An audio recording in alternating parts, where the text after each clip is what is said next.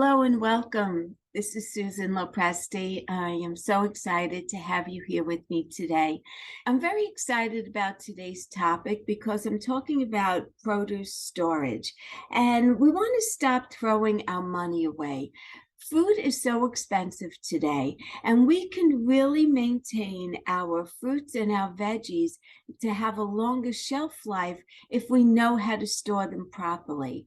And there's really nothing more annoying than getting to your fruits and your veggies one day too late when they're no longer edible. But you already know that because you decided to join this class and hear what it is that I have to say. But that happens so many times where you just don't have the opportunity to eat all of the fruits and veggies that you bought, and you end up throwing some away. We want to try to avoid that. And in the next couple of minutes, we're going to explore some tips and tricks that we can use to extend the shelf life of your produce. We're going to get started by talking about what you should store at room temperature. And I think that this is a great question, right? So which fruits and veggies should be sitting on your counter or in a fruit bowl, and which should be going into a refrigerator? The ones that should be sitting on your counter or a fruit bowl should be the ones that are very sensitive to cold and actually stay fresher when they're stored at room temperature. And these include, and I'll read them off slowly, so maybe you could jot them down real quickly: bananas, basil, cucumber, eggplant, garlic, grapefruits, green beans, lemons, limes, onions, oranges, sweet potatoes, white potatoes, summer squash, watermelon, winter squash, and zucchini. If you've been storing these fruits and veggies in the refrigerator, they're taking up valuable refrigerator space, so keep them on the counter instead. And also, when you store your produce in plain sight, you're more likely to remember to eat it. So if it's out on the counter and not buried in your refrigerator somewhere, you are more likely to pick up that fruit and eat it. What produce are we storing in the refrigerator? These types of produce actually prefer chillier temperatures, and they will stay fresher for longer if they're in the refrige. So apples, asparagus, blueberries, broccoli, Brussels sprouts, cabbage, carrots, cauliflower, cherries, cilantro, corn, dark leafy greens all do well in the refrigerator. Grapes, leeks, lettuce, parsley, peas, pomegranates, raspberries, strawberries, they all do well in the refrigerator. And some fruits and veggies like to travel. So what do I mean by that? And they're temperamental, and they prefer to be stored on the counter until they get ripe, and then we're to move them to the refrigerator to stay ripe. And the temperamental ones include apricots, avocados, kiwi, mangoes, melons, all melons, nectarines, papaya, peaches, pears, pineapples, and also plums. Those are the ones that like to travel. They start out on the counter, get ripe, and then go in the refrigerator. And then these fruits and veggies, they prefer plenty of personal space. Determining whether to store your produce in or out of the refrigerator is only half the battle. The other part of the battle is what fruits and veggies like to be stored together and which ones you should separate. And so we're going to look at that. As a rule of thumb, keep apples, avocados, stone fruits, pears, bananas, and tomatoes away from other fruits and veggies, especially leafy greens. The ethylene gas that these fruits and veggies release can speed up the ripening process into hyperdrive. Gas producers include apricots, apples, avocados, bananas that are unripe, cantaloupe, figs, honeydew, kiwi, nectarines, peaches, plums, tomatoes. Then we have gas sensitive fruits and veggies, and those include bananas that are ripe, broccoli, Brussels sprouts, cabbage, carrots, cauliflower, cucumbers, eggplants, lettuce, peas, peppers, squash, sweet potatoes, and watermelon. I keep them all separate from one another so that I don't have to keep second guessing. And then what about when you're looking to ripen fruit more quickly? And I know this happens a lot, especially with avocados. Like you can place in a paper bag your avocado with a ripe banana. And you could do the same with stone fruits. Like if you have peaches and plums and apricots, if you put them in a brown paper bag with the ripe banana, they will also ripen quicker. And then we need to know about how ethylene works. Ethylene is a plant hormone that's often thought of as an aging hormone for plants of all kinds. And then we want to think about onions and the way we should store them.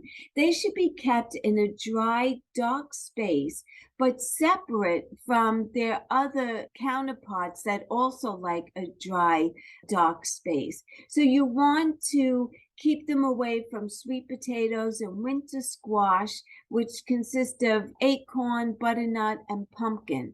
Also, sweet potatoes and watermelons. Why? Because they like to share their scent, and no one wants to taste a watermelon that has a hint of an onion flavor to it. Onions that are nestled up against potatoes will cause them to wilt and sprout more quickly than they would if onions weren't present. So you want to keep your onions away from potatoes. And then we want to look at a cousin of onion, and that is scallions and how we store scallions. So scallions or green onions can go slimy or dry out pretty quickly if you store them incorrectly. The next time you bring a bunch home from the store, place them in a tall glass or jar and fill the container with about 2 inches of water. And then you want to place a Ziploc bag on top of the whole thing and stick it in the refrigerator. When you use a scallion, don't throw away the white root on the bottom. Instead, place it in another jar with some water and let it sit in the sunlight. Within a day or two, it will start resprouting, and then you're going to get a whole bunch of scallions for free. So there's a way to save some money. Let's look at sliced fruits. We want to eat sliced fruits quickly. Once you slice them, they don't last as long as they do when they're whole. So fruits like apples and pears and bananas and avocados shouldn't be sliced ahead of time if you could help it, since they're going to brown very quickly. But if you must prep ahead of time, you can slice your apples ahead of time and submerge them in cold water along with some lemon or lime juice, and that will help them from turning brown. What happens with an avocado is it contains enzymes that create a brown pigment when they're exposed to oxygen, which is why guacamole looks so unappetizing the day after you make it. So to avoid sliced avocado from going brown, squirt it with a little lemon or lime juice. The citric acid will buy you at least another day of it staying green. And you could also store sliced avocados in a container with a large piece of onion, because the gases that make your eyes burn and tear when you chop an onion, It's those bad boys that will also help to prevent oxidation in your avocado. Another option to prevent browning is to keep the pit in it. So if you have a half of an avocado that you want to store, keep the pit, leave it right there, and store it. Or another alternative is to mash up your avocado, place it in a bowl or a container, and then cover it with a layer of water. And this layer protects the avocado from oxygen. And because the avocado is dense, it won't soak up the water. And when you're ready to eat the avocado, just pour that water out and mix it all up again, and you're done.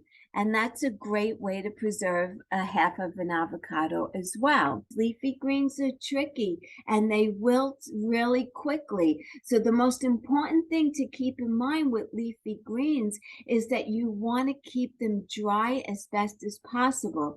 And the best method for washing and storing your leafy greens is to separate your leaves from the head and soak them in cold water for about 5 minutes.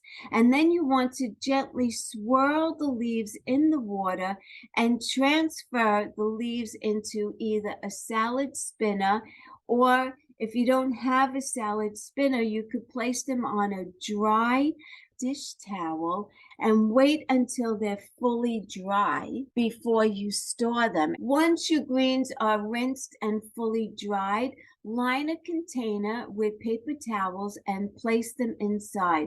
The hard container will help to protect the leaves from getting crushed, and the paper towel will absorb the extra moisture. And then one of my favorites, give berries the royal treatment. They deserve the royal treatment in my eyes. They're delicate and they hate to be wet. And I found that the best way to handle them is to place them in a large bowl with cold water and add a few tablespoons of white vinegar. Don't worry, you're not going to taste it. Gently let the berries go for a swim in this liquid and then transfer them to a paper-lined plate to dry. And then after they dry, you want to keep them in a strainer or a microwave steamer or any storage vessel that allows air to filter through, including the package that it came in, because usually it comes in a package where there's already holes, so you could restore them right in there. Don't put them in a sealed container. That's trapped moisture and they will wilt a lot faster. And then what produce do we want to keep in the pantry?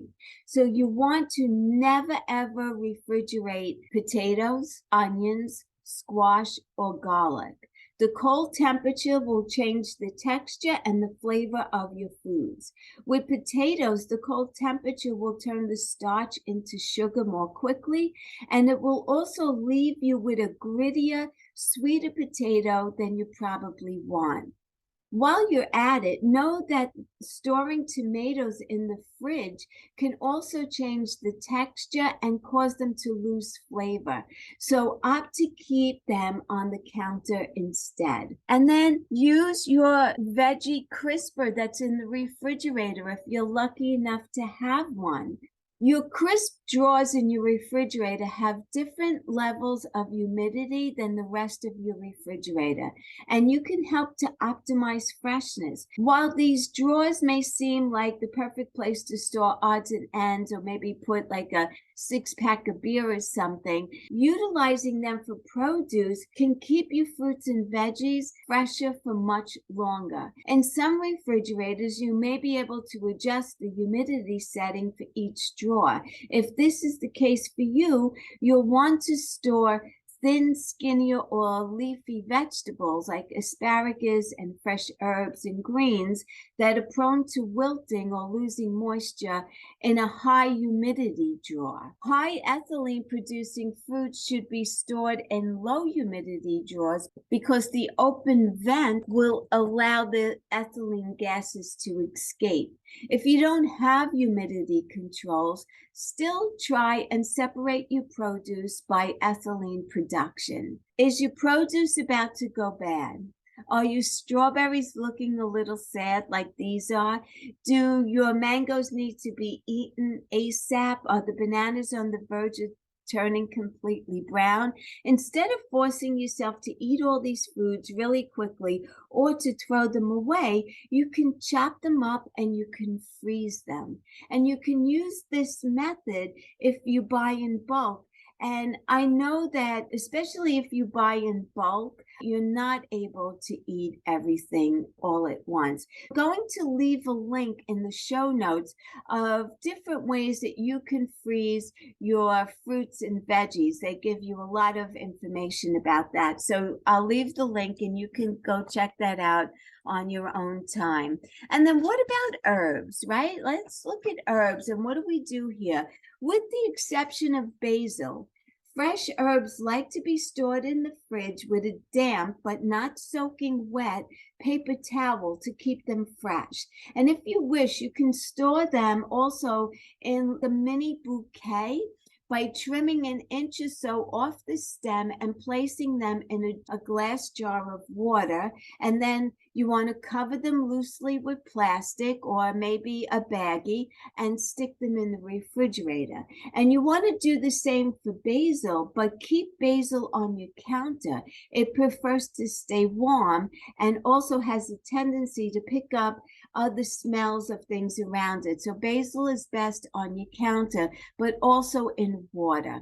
And then what about celery? Celery can be tricky at times, and you can keep your celery happy and from getting rubbery by wrapping it in aluminum foil. Unlike the plastic bag that it usually comes in, the foil will let the ethylene escape and keep your celery crisp.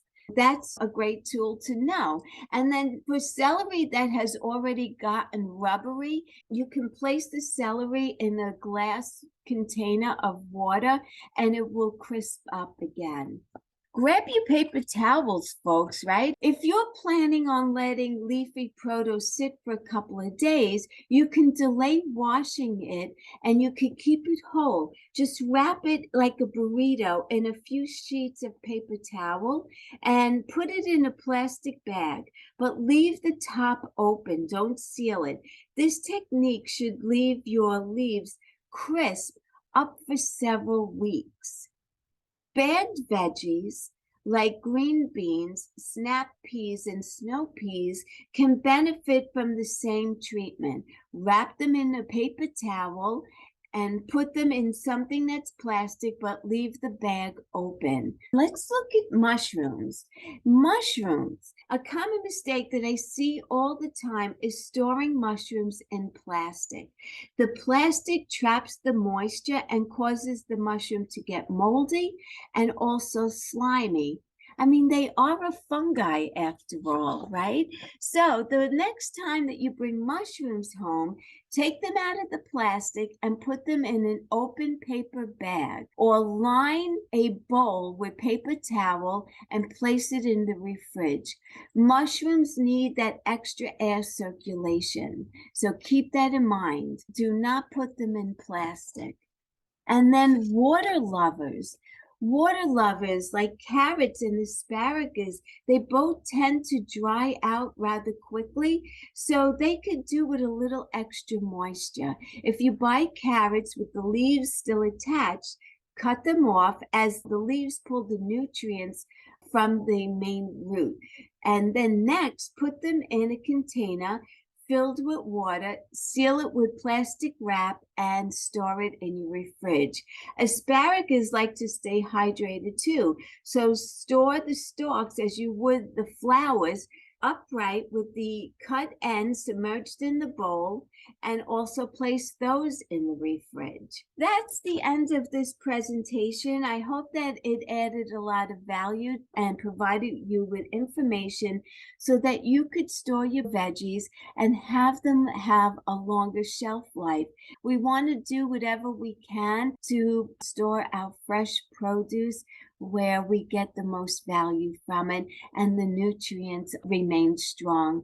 So again, thank you so much for joining this presentation. Please be sure to follow me go to my website, www.susanlopresti.com.